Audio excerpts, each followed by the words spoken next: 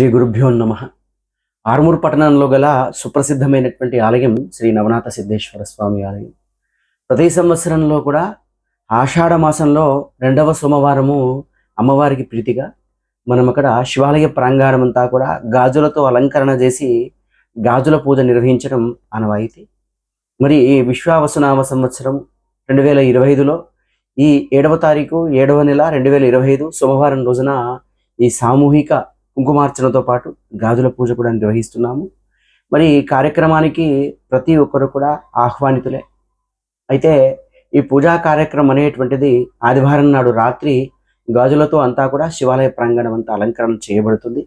సోమవారం నాడు ఉదయం శివాలయంలో అభిషేకాలు నిషిద్ధంగా ఉంటాయి, అర్చనలు మాత్రం కొనసాగుతూ ఉంటాయి. కాబట్టి చుట్టుపక్కల పరిసర ప్రాంత వాళ్ళు ఈ విషయాన్ని గమనించాలి.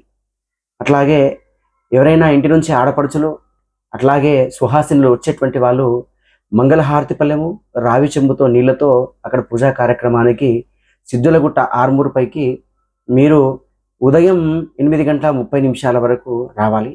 9 గంటలకు పూజా కార్యక్రమం అనేటువంటిది ప్రారంభిస్తాము.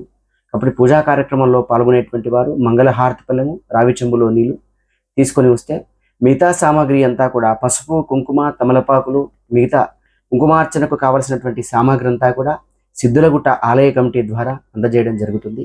కాబట్టి ఈ కార్యక్రమానికి ఆర్మూర్ ప్రాంతాలే వారు కాకుండా చుట్టుపక్కల పరిసర ప్రాంతాల వారు కూడా వచ్చి ఈ ఆషాఢ మాసంలో సిద్ధులగుట్ట పైన ఉన్నటువంటి సిద్ధేశ్వరుడితో పాటు అన్నపూర్ణకు పసుపు కుంకుమలు చెల్లించి మీరు కూడా ఈ గాజుల పూజలో పాల్గొని సదా సిద్ధేశ్వర స్వామికి కృపాపాత్రులు కావాల్సిందిగా కోరుతున్నాం. ఈ కుంకుమార్చన పూజా కార్యక్రమం పూర్తయినటువంటి తర్వాత పల్లకి సేవ ఉంటుంది. పల్లకీ సేవ తదనంతరము భోజన కార్యక్రమం ఉంటుంది.